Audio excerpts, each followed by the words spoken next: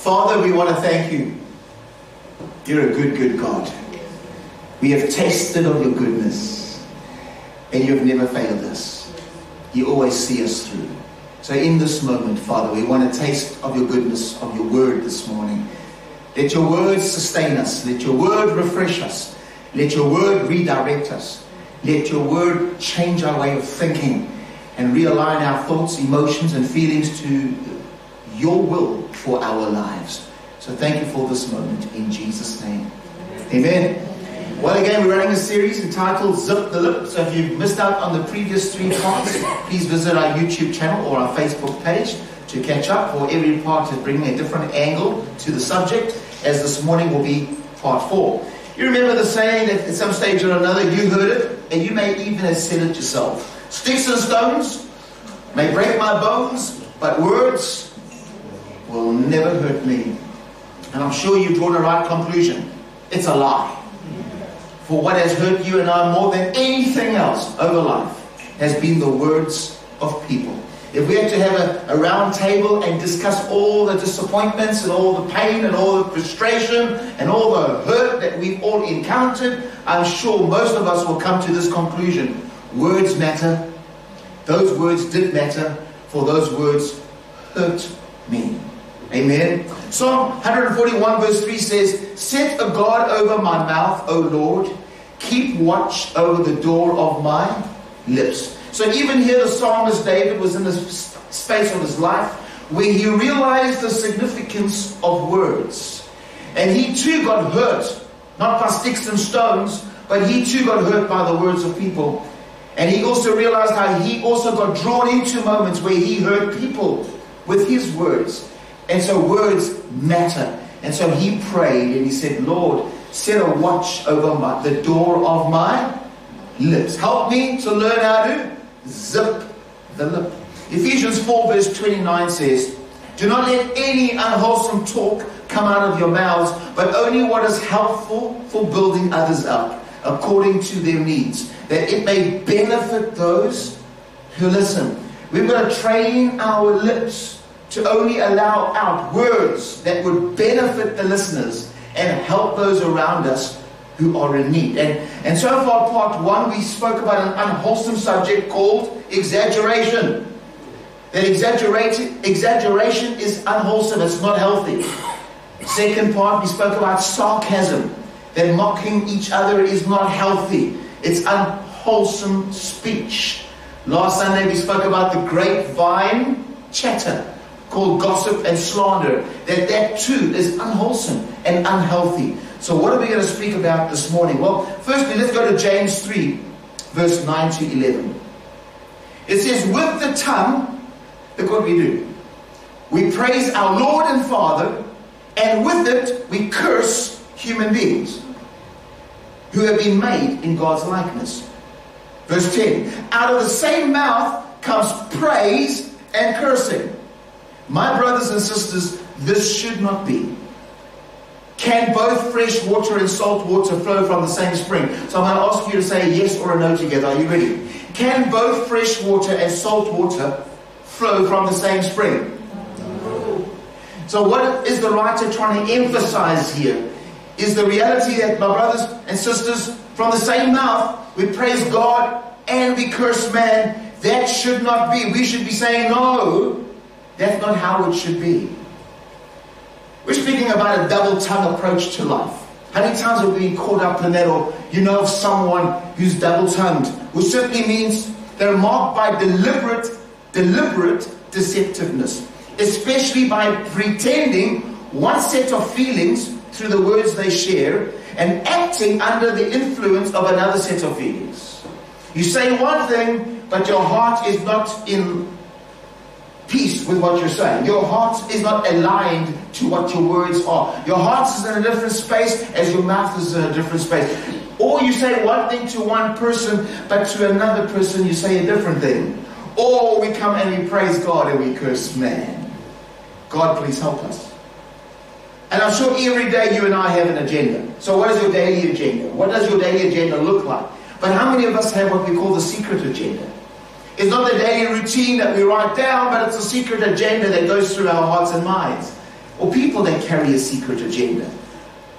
And the three words that come to mind when I think of a secret agenda is the word trickery, deceitfulness, and undercover. How many of us are sometimes undercover agents? We say one thing, but our heart's not with it. We've got a secret agenda at work. We're just weaving it through. We may say to our wives, honey, you look absolutely beautiful, but in your heart you're wanting something else. It's just one thing with another feeling. One thing with another motive of heart. And so we've got to say, God, is there these secret agendas in our lives? Or what we call the hidden agenda, especially in today's modern communication. How many times can we word something, not necessarily off our lips, but into a message format? Send the message, but our heart's not really in it. We are weaving another plan behind it. Someone reads the message and thinks, this is what you want, but the reality, it is not really what you want, because there is a hidden message behind that message. God, the secret agenda. So today I want to speak about flattery. And I don't want us to get flattery confused with the word encouragement, because we should be encouraging each other. Am I right? For in the power of the tongue lies life and death. We all seek encouragement, and we should all be great encouragers. But let me tell you something about flattery before I read its definition. We're going to understand two things about flattery today. Flattery is a distorted and twisted version of what encouragement should be. So God designed encouragement to be a tool that would build relationships. The enemy has come in and taken that tool of encouragement and twisted it with a hidden agenda. Now we can't call it encouragement, we now call it flattery, because you've got a secret agent behind it. And so we've got to be very careful. We've got to ask ourselves, when we are encouraging, are we truly, sincerely encouraging, or have we attached, like our emails, with attachments, another hidden secret agenda? Then we can't call it encouragement in sincerity. We've got to call it flattery with a purpose. Let us then also not judge others that are encouraging us by saying, yes, he's a smooth talker. I'm telling you, she's got a different agenda at work. Let us not judge people either, for some of them are truly, sincerely encouraging us. We just don't know what's in the heart of man. So we've got to be careful. But one thing I do know, God is always a God to reveal what is in the darkness of our hearts. So if someone is encouraging you, don't judge them and say, there goes another flatterer. Just say, God, I don't really know if they're flattering me right now, or they are really sincerely encouraging me right now. But let me not judge their heart, for that's not my place. I will receive the encouragement, but God, if there is a hidden agenda, I'm asking you, as the God of light, put the light switch on. Amen? So if we look at the word flattery, it's excessive and insincere praise, given especially to further one's own interests. Oh my word. You give praise, but behind it is a hidden agenda for your own well-being or your own interest. Let me also say this to you quickly about flattery, the second thing. That in the midst of flattery, there's actually truth. Because when someone is flattering you, they will latch onto what is true to get your attention, but behind it is a hidden agenda. So flattery will say, you are truly a man and woman of integrity. Everyone knows that. You walk in truth. We see it. It's truth in the midst of flattery to lure you to the hidden agenda that's behind it. So when there's flattery, there will always be that aspect of truth in it. So we sometimes get caught up in saying, babe, you are really beautiful, because that's true. Come on now. She's beautiful. But if I say, baby, you are so beautiful, I'm always going to check my heart. Am I sincerely saying she's beautiful, or am I an undercover agent with another plan in motion? So the truth is, she's beautiful to me. But that doesn't make necessarily my flattery sincere.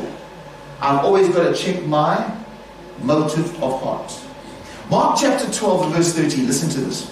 Later, they sent some of the Pharisees and Herodians to Jesus to catch Jesus in his words. There was a plan of action to try and trap Jesus with his words. So they sent Pharisees and Herodians. The Pharisees represents the religious group of leaders. The Herodians was a political group in their day and age. So it's the political world and the religious world. How many people today struggle to trust the religious world and the political world? Because in both sectors you find a lot of flatterers. In the religious world, you have leaders in the religious world today with a hidden agenda, not in for the well-being of people, but for their own interests. Come on now. And that's why a lot of religious leaders are judged prematurely, because of the leaders that have a hidden agenda. Are you with me? And how many people really trust the political arena today? For real, are you just a politician, man? You're in it for what you want. You're in it with a hidden and secret undercover agent at work. So they sent the best undercover agents to try and catch Jesus. The religious leaders and the political leaders. Off they went, the religious leaders and the politicians. So they arrived in verse 14. They came to Jesus and said, what have I said to you? What's in the midst of flattery? Truth. Correct. So they latch onto truth first. Teacher, we know that you are a man of integrity. No one can deny that. Jesus was never caught lying. Jesus was always a man that was honest and true to his words. Amen? You aren't swayed by others because you pay no attention to who they are. You show no form of partiality. But you teach the way of God in accordance with the truth. Is that true? Did Jesus teach the way of God? Was Jesus fair and equal to all? He loved everyone. So was there truth in the statement? Absolutely. So Jesus could have said, these people are for me, because they're acknowledging the good I do. I feel so encouraged. I feel so loved. These people are in my corner. Let me tell you, not everyone who's in your boat is wanting you to get to the other side. They're drilling holes in your boat behind the scenes so that you will drown halfway across. Now, don't go and judge everyone for that. But just understand the deceptiveness that's at work. People are being sent our way with another hidden agenda. May we not be those undercover agents. Amen. So they said to Jesus, is it right to pay the imperial tax to Caesar or not? Should we pay or shouldn't we pay? Come on now. We're going to try and catch you in this moment. What should we do? But Jesus knew their hypocrisy. Oh my word. So that means in the midst of flattery, there's a heart of hypocrisy. Because you're saying something, but you're not really meaning what you're saying because you've got some other plan at work. That's a spirit of hypocrisy. Why are you trying to trap me? Jesus asked. Bring me a denarius and let me look at it. Now let's go to the book of Matthew, another gospel, same story, but brings a different angle. Verse 18. But Jesus, knowing their evil intent, Jesus, knowing their evil intent, said, you hypocrites, why are you trying to trap me? He looked at these flatterers and he called these flatterers, you hypocrites. And he said, I know your evil intent. There's a motive behind the truth that you are sharing. You're sharing truth, which is true. I am a man of integrity. I'm not swayed by people's titles. And I'm fair to all. And I teach the word of God flawlessly. That is who I am. But you're not just declaring the truth. You've got a secret, undercover motive at work. Let's go to another gospel. Same story. Luke 20 verse 20. Keeping a close watch on him, they sent spies the Pharisees and the Herodians. In the Gospel of Luke, they're called spies who pretended to be honest. Oh, come on. How many times have you thought you were going to choke in that horrible cup of coffee that was made for you? You thought this was my last sip, I'm going to die with my coffee. And then they ask you, so how was the coffee? And you plucked up the courage to say, it was amazing. Amazing. Let me tell you, if you visit them again, they're going to give you again that amazing cup of coffee. It's your own fault. It's your own fault. It backfires. Pretended to be honest. They hoped to catch Jesus in something he said, so they might hand him over to the power and authority of the governor. There's the hidden agenda. We're going to catch you so that we can imprison you. We're going to catch you to hand you over to the authorities so we can declare you have crossed the line. So Jesus, you are the best, but we're going to catch you. We're going to grill you. We're going to imprison you. Baby, you are beautiful, but I will still get my own way. That's not true, baby. Luke 20 verse 23. He saw through their duplicity and said to them. He saw through their duplicity. So in the midst of flattery, we get the word hypocrisy. In the midst of flattery, we get the word duplicity. And the root of duplicity is deceitfulness. There is deceit behind our words. We say one thing, but our heart is not with it. So I'm going to ask you this morning, how many times do we examine our heart motive? Why? Have you just stopped yourself and said, why am I telling my husband this? Why am I saying this to my wife? Why am I saying this to my pastor? To my boss? To my employer? Why am I saying what I'm saying? What is the real, honest motive of my heart? James chapter 4 verse 3 says, when you ask, you do not receive because you ask with wrong motives, that you may spend what you get on your pleasures. So some of us are asking God for certain breakthroughs, and God is saying, I'm just waiting for you to catch up with your heart, because your heart and your mouth are in different planets right now. You want this, but I know why you want this, and that's why I'm not giving it to you. So you can keep on praying, but you're not going to get it. You can flatter me as much as you want. You're a good, good father. It's who you are. It's who you are. Now just don't forget, Lord, I just need this in my bank account by the end of the month. Matthew 15 and verse 8 says, and this is what God says about his people. Oh my God. He says, these people honor me with their lips, but their hearts are far from me. They say one thing, but they got another intent at heart. Ezekiel 33 and verse 31, it says, with their mouths they express devotion, but their hearts are greedy for unjust gain. Now this is not about expressing devotion to God. This was about expressing devotion to a prophet and to a leader in their midst. So they were saying, with their mouths they express devotion. I'm right behind you, prophet. I believe in you. I trust that you are the voice of God to us. We are right behind you. Hallelujah. What a word. I felt it as you spoke it. I felt the dimples on my arms. In the meantime, it was the air conditioning.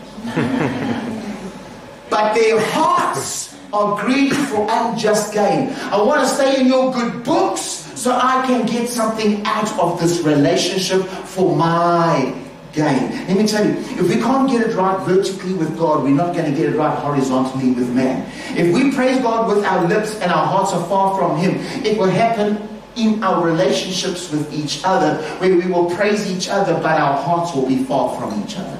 God help us. Amen. Psalm 78 and verse 36 says, but then they would flatter him with their mouth. Now this is the game. God's people, called Israel, going through a roller coaster.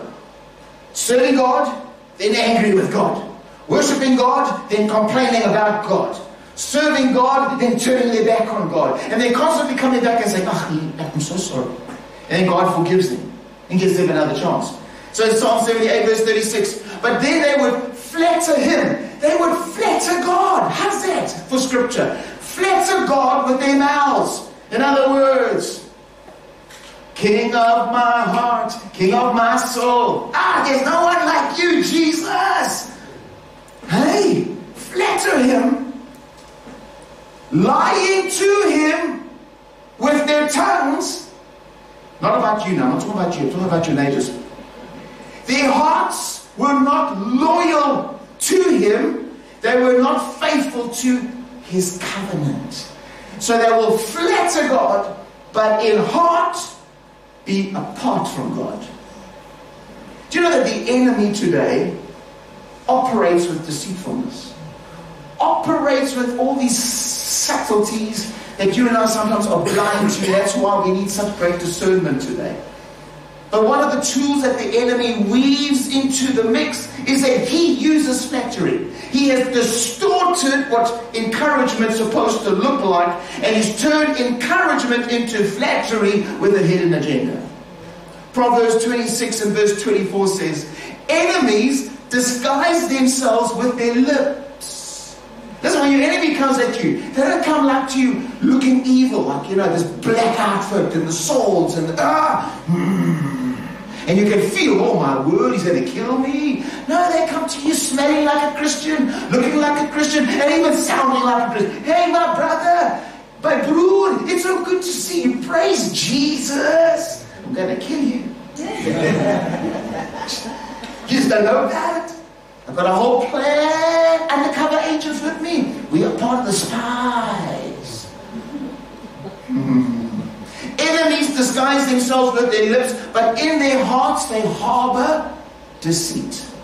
Though their speech is charming, do not believe them, for 7 abominations fill their hearts. God, are we caught up in that sometimes? Are we? Proverbs 26 verse 28 says, a lying tongue hates those it hurts, and a flattering mouth works ruin. Flattery doesn't build the church. Flattery doesn't build your marriage. Flattery does not build your work environment. Flattery will only ruin what you have. Proverbs 29 verse 5 says, whoever flatters his neighbor is spreading a net for his feet. There's 2 angles to it. Listen to this. Whoever flatters his neighbor is spreading a net for his neighbor and spreading a net for his own feet as a flatterer. For as a man sows, so a man reaps. Set a net before your brother. Be careful, your next step will be in your own net. Deceive him, you fall into deception. God help us. Turn to someone else and say, I think he's speaking to you. 1 Thessalonians verse 2 to 3 says, I love what Paul says here. For the appeal we make to you, we are your leaders, and we're making an appeal to you today. But because religious leaders and political leaders over the years have been misinterpreted, and not just misinterpreted, but some of them have been unjust, and some of the religious leaders and political leaders are just straightforward liars, flatterers, and smooth talkers with hidden agendas, I just want to say something to you as a church. For the appeal we make does not spring from error, does not spring from impure motives, nor are we trying to trick you. You know, we never used flattery, nor did we put on a mask to cover up the greed. God is our witness. We were not looking for praise from men, because that's why people are flatterers, for they in turn want praise, nor from you or anyone else. Sure. Romans 16 verse 18. For such people are not serving our Lord Jesus Christ, but their own appetites. See, at the heart of flattery is someone who has his own appetite and he's feeding his own appetite. By smooth talk and flattery, they deceive the minds of naive people. How many naive people are at times so innocently walking around, and a flatterer comes and the person is blown away, receives it as encouragement. Well, he's such a nice man. He was so nice to me. So kind. No, he's just trying to sell you a product, man. He's doing his job, man. And so often we can get caught up in those subtleties. But please keep on doing your job. 1 John 3 verse 18 says, dear children, let us not love with words or tongue, but with actions and in truth. Listen carefully to this. This verse of scripture is in the context of that chapter where it speaks about you love someone with your words. Get well, but you're not in that space where you actually reach out and help them physically. You can help them physically, but you choose not to help them physically. You rather choose to give them words, but words is not putting food in their stomach. When food is in your house to feed them, you choose words over actually practically making a change. So the scripture says that don't just love with your words, but in actions and in truth. But that word in truth is not just about practically. That's why they say in action, which is practical, and in truth. What does truth mean? Don't become a hypocritical flatterer, tricking people with smooth talk. I'm in your corner, I'll pray for you. Forget it, I'm not going to pray for you. You can suffer in silence. You deserve it. I warned you about this. You're eating your own cake now. You made that bed, now you can sleep in it yourself. Thank you. I'll pray for you, but don't worry. Suffer. Last story. 2 Samuel 11. And in 2 Samuel 11 verse 7. Now here we have David. Remember that story when David walked on his rooftop one night when he should have been in the battlefield, off the rooftop. He saw Uriah's wife called Bathsheba bathing and took a liking to her and organized for her to come. And he slept with her. Who watches TV? Just read the Bible. It's just there. Then she falls pregnant. Now he's trying to cover up the tracks because you can't hide the babies in the motion. Now pregnancy is an exposure of your sin. You slept with another man's wife. It's out there. She's pregnant. So now he's trying to, listen carefully, cover. Everyone say cover. Turn to someone and say, covering your tracks, eh? Covering your tracks. He's trying to cover up what he did.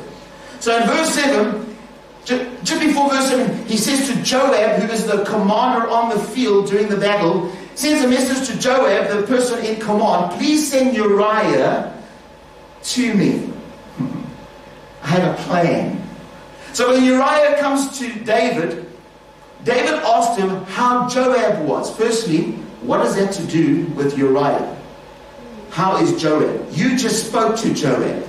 You just sent a message to Joab.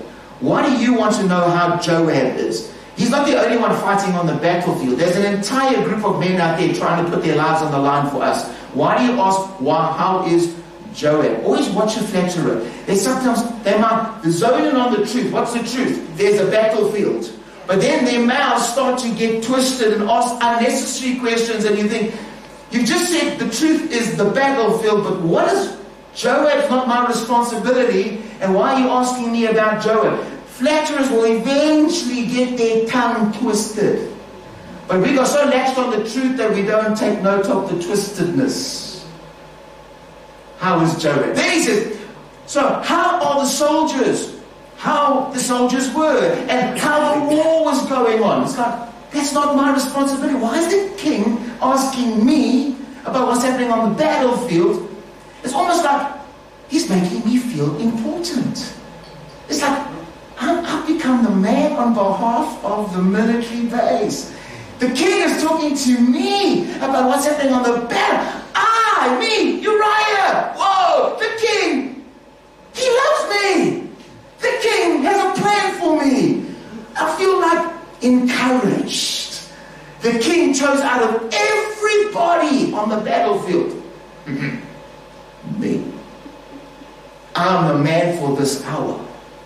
Then David said to Uriah, go down to your house and wash your feet. I need you to listen to this. For those that have heard me speak about this passage before. Go to your house and wash your feet means simply this. Go home and have intercourse with your wife. You've been a man on the battlefield for so long. I don't know whose phone that was. It was like a night owl. Go home and make love to your wife. You've been out on the battle. You're a man. I know you're a man. You have a need. I can see that. You're missing your wife. Go home. It's okay. Take a break. I can imagine Uriah saying, yes! Whoa! I've been waiting for this moment. Or he could have said, sure. The king really thinks I'm important. He's allowing me to go on vacation. He's giving me a break on the battlefield. And And not just to pray, but I can actually go home and be with my wife who I've missed and sleep with her. Why? Because I want you to go and sleep with her so that when the pregnancy comes out, we can tie the pregnancy to your time with her in the bedroom. Hidden agenda, covered up, I'm not to be blamed. Make you feel good to go back home just to cover up my tracks. So all this wonderful talk, subtly and soothingly weaving Uriah into his web of deceit, web of hypocrisy, web of duplicity, web of flattery to cover his tracks. So Uriah left the palace, and listen, the king says, no, wait, I'm going to make sure my plan comes to pass. And a gift from the king was sent off to him. So I can imagine, here comes a gift as well. Man, the king loves me. I'm his man. Verse 9, but, everyone say but. But Uriah slept at the entrance to the palace with all his master's servants and did not go down to his house. So when David got to hear that, he called Uriah back in and said, come on now, I gave you an opportunity. Why didn't you do this? And Uriah said, listen, it's not fair that I should be given this wonderful opportunity when all the other men are on the battlefield. I am also a soldier of the king. This is not my time for love and peace. This is my time for war. I should be out there with my brothers on the battlefield. How dare I go and make myself comfortable at home? So David was still not going to give up. So verse 13, at David's invitation, he invites Uriah to eat and drink with him. The Bible says, and David made him drunk. Oh, come on, have another one. Yes. Yeah, you worked so hard. You just missed that bullet on the battlefield. Take another one. You've been in this military army base for a long time. Man, I dare you. Take another one. Yeah. And listen, you need some peace. You need some happiness in your life. You know what I'm saying? Life is short. You really do need to go home. I told you last night to go home. But this is one for the road before you go home. Take another one. And he's drunk. But, everyone say but. Let me tell you about this. We can do whatever we want, but if there's deceit in our heart, but God will always show up and reveal what's in the dark corners of our hearts. And he'll shout it from the rooftop. So before he shouts it, please speak it. Speak the truth while you can before he shouts it and the whole community gets to hear about the deceit.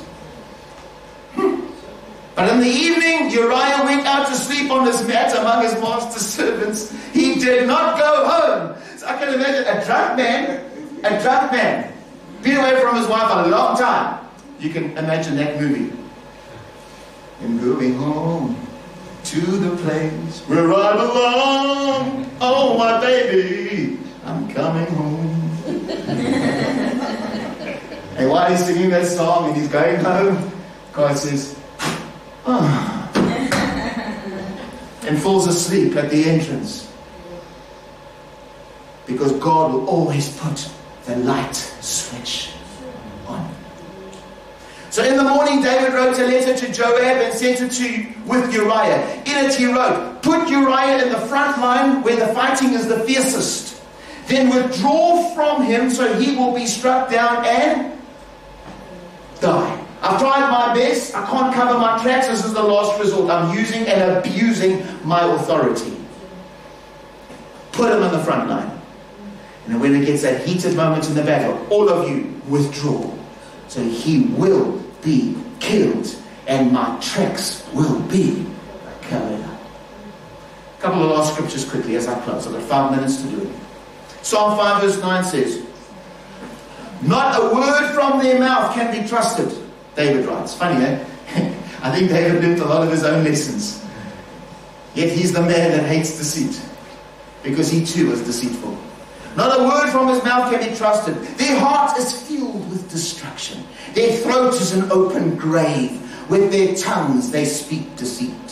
Psalm 12 verse 2. Another psalm that David wrote. Everyone lies to their neighbor. They flatter with their lips, but harbor deception in their hearts. Verse 3, may the Lord cut off all flattering lips and every boastful tongue that says, this is what a flattering tongue and boastful tongue says. Listen to this. We will triumph with our tongues. We own our lips. I may not own my own house. I may not own my own property. But one thing I can own is my lips. And I will triumph in my life. And I will use my lips to my advantage. I will say what my boss wants to hear. I know what he wants to hear. I will tell him everything he wants to hear. Even though I don't believe in it, even though I don't love it, even though I hate him with every fiber of my being, I will tell my wife what she needs to hear so she can get off my back and give me space. I will tell my parents what they want to hear so that they think they can trust me with my cell phone. But when they're sleeping, my phone ain't sleeping. I will tell you with my lips, for I know what you want. But with my deceit, I will continue to live out my dream, for I own my lips. And then goes on with an arrogance, because who is our master? Who's my master? I'm in charge. And so a flatterer is one that says, I own this moment, I'm in charge. You think you know what I'm saying, but I've got a secret agenda at work. Alright, so, I'll end each part with a few pointers before we go and have some coffee. So listen to these pointers quickly. What is the damage that's caused by flattery? This is the damage. If you flatter someone and they come to understand that you were deceiving them, they will feel abused. And they will feel that they were an experiment in your hands. How many times have you and I been an experiment in someone else's hands? They flattered us for their own good. And thereafter we felt so abused. Another damage caused by flattery is that it devalues people. Every time we flatter, we think we value. No, true encouragement values people. Flattery devalues people because people are just seen as an object and as a stepping stone for my own glory. Damage caused by flattery is that it creates instability. Because once flattered and uncovered, you never know who to trust again. And it makes the whole world unstable because then you question every encouragement of the past. Was that also flattery? If I can catch you in a lie now, how many lies have you said before? Another damage caused by flattery is that it distorts what true encouragement should be. And the last damage caused by flattery is that you and I will struggle to trust again. You want your wife to trust you. Gentlemen, you tell them the truth at all times. That was your... Ladies, you didn't get it. You should have gone, whoop, whoop. Guess what? We just try again. Gentlemen, you want your wives to trust you. You tell them the truth all the time. Yeah, you said that. You said that. Gentlemen, if you want your wives to lead you, ladies, if you want your men to lead you, be sincere to them. Don't tell them they look good when they don't look good. Tell them the truth so they can understand. But say it in love, gentlemen. You're good. You're good. On behalf of the men, thank you, Glenn.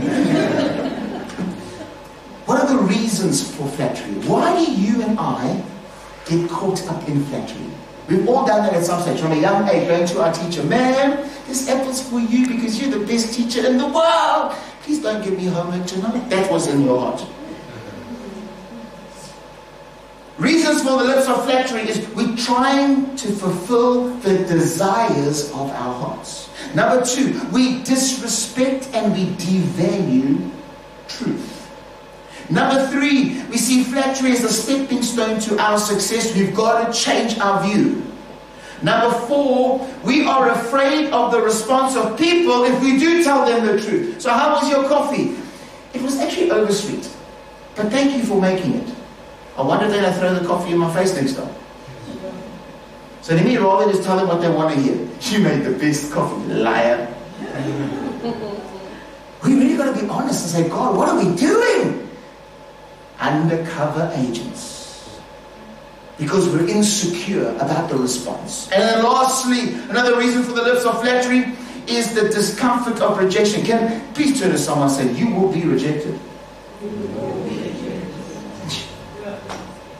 Hands up, who's ever been rejected? Truthful, come on, keep your hands up, keep your hands up. We're just waiting for the others to remember the day that they were rejected.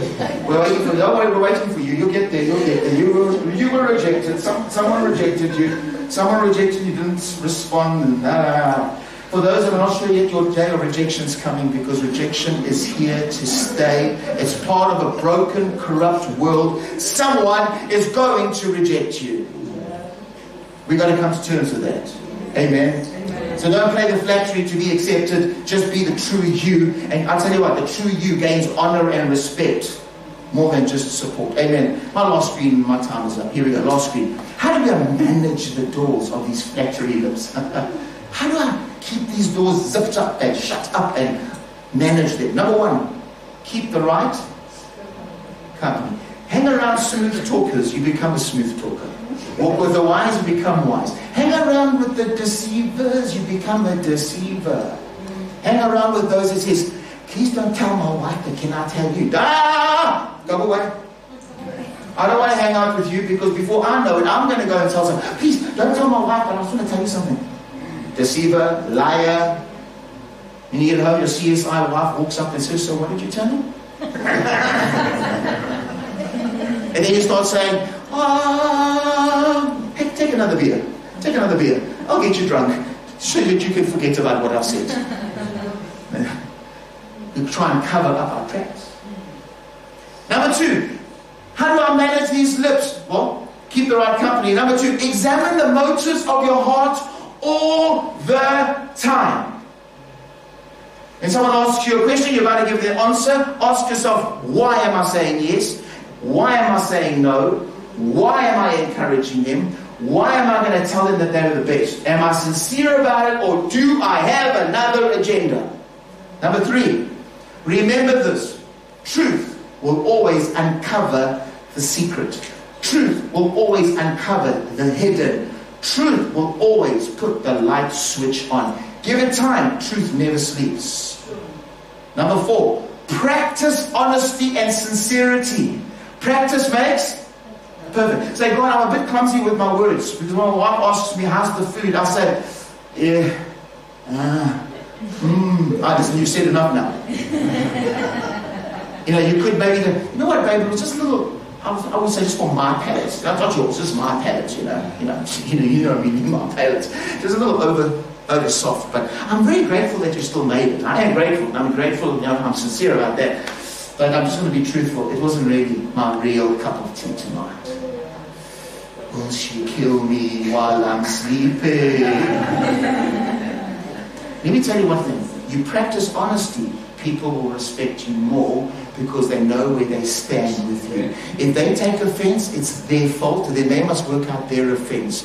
You haven't offended them. You have respected them by telling them the truth honestly from your heart. Let's become an honest church. Amen.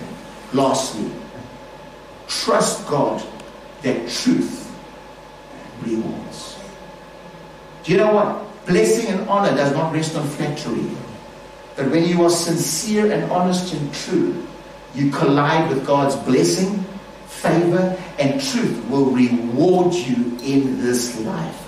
So let's learn to zip that up. Let's pray together. Father, we want to thank you this morning for your word.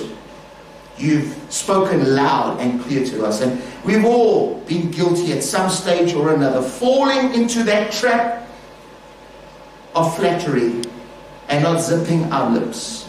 But today you have exposed it for what it is. You've sobered our thinking, and we realize, oh God, we need to zip our lip. So we're going to end and say, God, help us to watch the doors of our lips, that we do not fall into the trap of unwholesome talk to the hearers around us. Help us, we pray. In Jesus' name, amen. Amen. Let's stand to